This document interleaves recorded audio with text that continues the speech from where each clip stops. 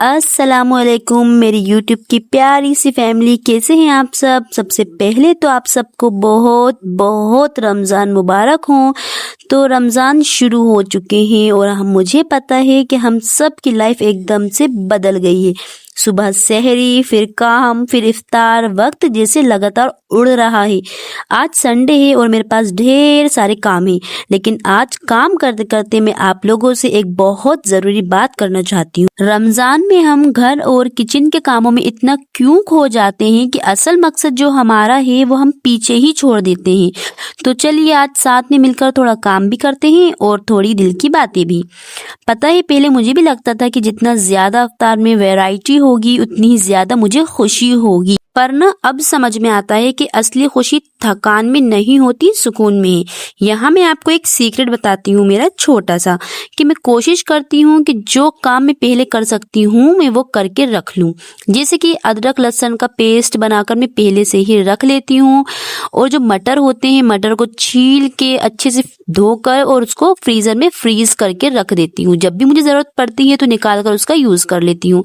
मुझे हर बार लहसुन और अदरक छील कर पीसना नहीं पड़ता, हर बार मुझे मटर को छील कर उसका यूज नहीं करना पड़ता है, क्योंकि ये काम मैं पहले ही करके रख लेती हूँ। और ना आप लोगों ने एक बात आजमाई होगी कि रमजान के पहले हर चीज थोड़ी सस्ती होती है, लेकिन रमजान आते ही हर चीज इतनी महंगी हो जाती है। इसलिए पहले से ही मैं अदरक लहसुन का पेस्ट बनाकर रख लेती हूँ, और मैं वैसे भी नॉर्मल डेज में भी ये करती हूँ।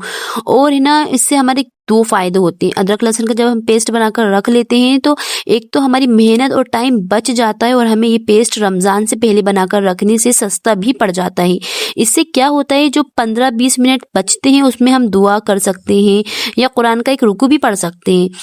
आप लोग भी ट्राई कीजिएगा, अपना पूरा दिन और पूरा संडे किचन में मत बिताइए। यहाँ ना मैं जोहर की नमाज पढ़ के सबसे पहले किचन में आ गई थी। किचन में आते ही मैंने सबसे पहले खाना चढ़ा दिया था गैस पर, क्योंकि ये बात तो आप लोग भी जानते हैं कि अफ्तार करने के बाद तो हमारी कुछ भी काम करने की हिम्मत नहीं होती यार। हम भी इंसान है, हमारा भी रोजा रहता है।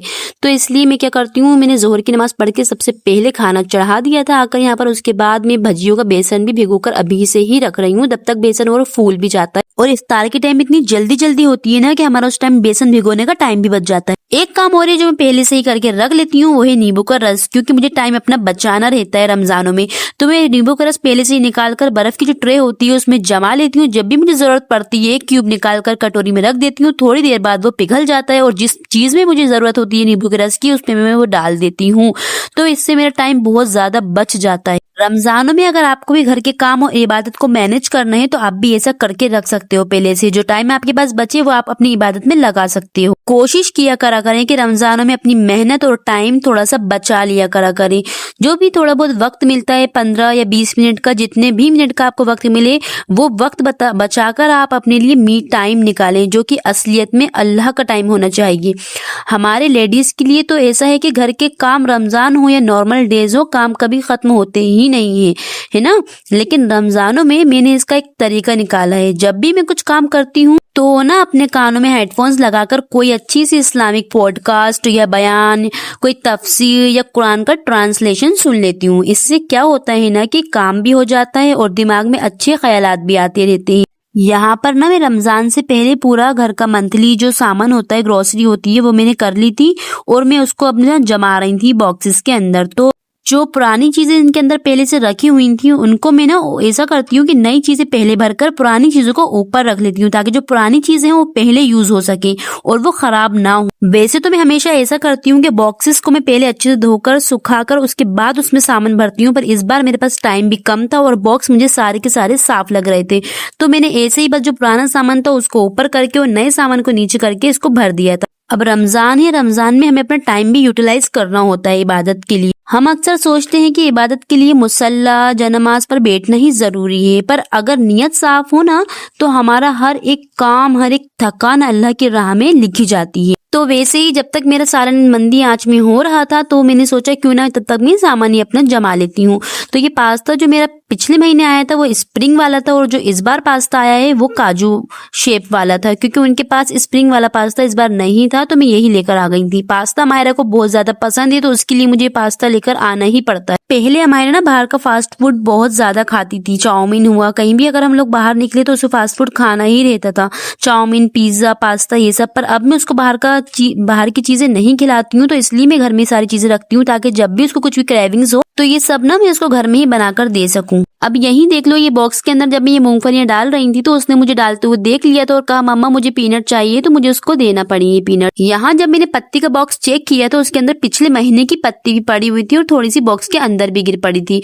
तो मैंने जो नई वाली पत्ती है उसको पहले नीचे रखा और जो पुरानी पत्ती थी उसको ऊपर रखा ताकि पुरानी वाली पहले यूज हो सके। जब भी मैं ग्रोसरी करती हूँ तो अच्छे से सोच कर सारा सामान एक डायरी के ऊपर उतार लेती हूँ ताकि बाद में मुझे ये ना हो कि यार ये सामान नहीं है और वो सामान नहीं है, सामान लाने में मेरा टाइम वेस्ट ना हो। इसलिए मैं सारा सामान एक पेज पर लिखकर और फिर उसको व्हाट्सएप कर देती हूँ। जहाँ से हम सामान लेते हैं वो सारा सामान निकाल कर रख लेते हैं। उसके बाद मेरे शौहर जब आते हैं घर पर तो वो सामान उठाकर लेकर आ जाते हैं। रमजानों में मैं खुद शॉप पर जाकर ग्रोसरी करना प्रेफर बिल्कुल भी नहीं करती। मैं चाहती हूँ मेरा जितना भी टाइम बचता है बच जाए ताकि ना वही टाइम में यूटिलाइज करके अपनी इबादत में लगा सकूं। एक बात और मैंने नोटिस किया है ना, कुछ लोग ऐसे होते हैं कि जब उन्हें पता रहता है कि इफ्तार में अभी वक्त है, टाइम है, अभी इफ्तार का वक्त नहीं हुआ है, तो बजाय इसके कि अल्लाह ताला से खूब दुआएं मांगे, उल्टा ये लोग मोबाइल उठाकर सोशल मीडिया स्क्रॉल करने लग जाते हैं और सोशल मीडिया स्क्रॉल करते करते इतना वक्त निकाल देते हैं कि जो असल वक्त दुआ का होता है वही निकल जाता है।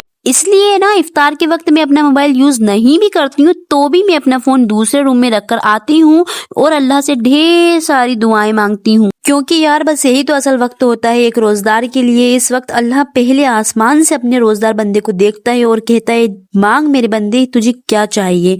और उस वक्त हम जो भी अल्लाह से दुआएं मांगते हैं अल्लाह हमारी दुआएं बहुत जल्द कबूल करता है। बस मांगना हमें सच्चे दिल से है और अल्लाह से ही बस उम्मीद लगानी है, क्योंकि ना अल्लाह से लगाई गई उम्मीद कभी भी नहीं टूटती।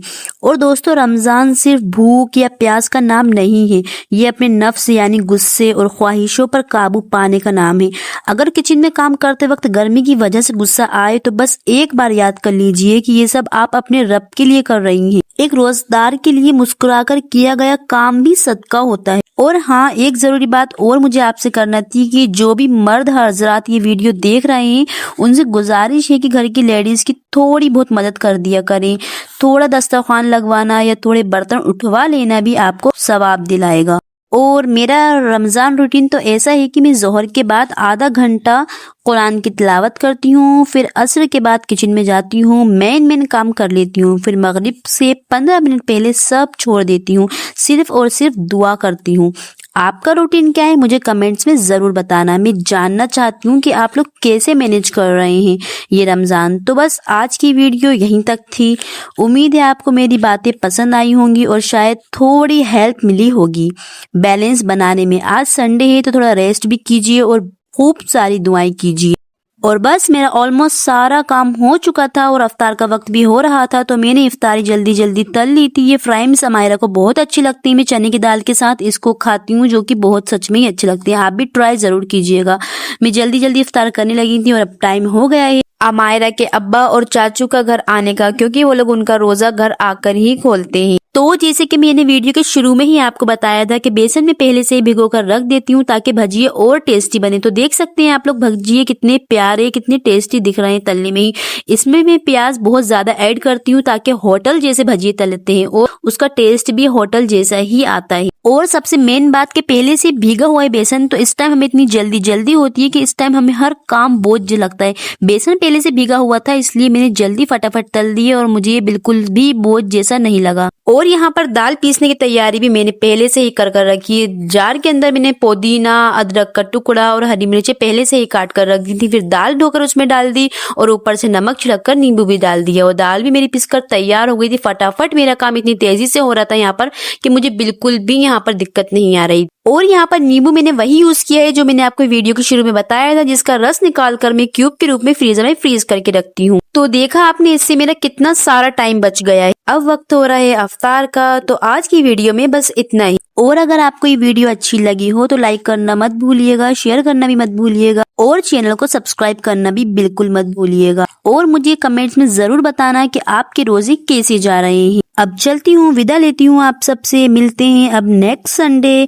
नई वीडियो के साथ, नए टॉपिक के साथ। वैसे तो मैं रोज अपना एक मिनी व्लॉग अपलोड करती हूँ रात के टाइम, तो प्लीज आप लोग जाकर उसको भी देखिएगा, उसको पे भी बहुत बहुत प्यार दीजिएगा, लाइक कीजिएगा वीडियो को, चैनल को भी सब्सक्राइब कीजिएगा और अपना खूब खूब ध्यान रखिएगा। अल्लाह हाफिज।